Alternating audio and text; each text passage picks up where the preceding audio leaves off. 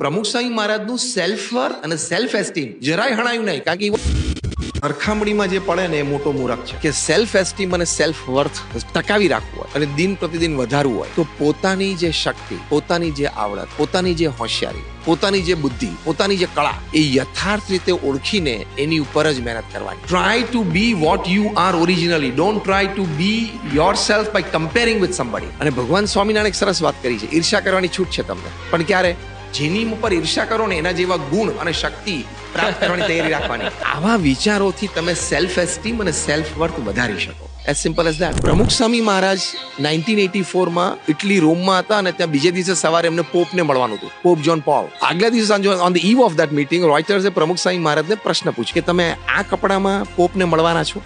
એને એમ કે પોપને મળવાનું તો આમ સજ્જ થઈને લોકો જાય અને ચલા એ મેન્ટાલિટીની આપણે કઈ વિરોધી નથી કરતા, ઇટ્સ ઓકે. પણ પ્રમુખ સ્વામી મહારાજનું સેલ્ફ વર્થ અને સેલ્ફ એસ્ટીમ જરાય હણાયું નહીં, કારણ કે he was very clear in his principles. બહુ સાચી આઈ એમ ઇઝી સિમ્પલ. રાઈટ. હું સારાંશ રૂપે વાત કરું છું. તમે તમારા વ્યક્તિત્વને સારી રીતે સમજી લો, તમે તમારા ચારિત્રને સારી રીતે સ્વીકારી લો, તો તમારું સેલ્ફ એસ્ટીમ ને સેલ્ફ વર્થ ક્યારે હણાય જ નહીં.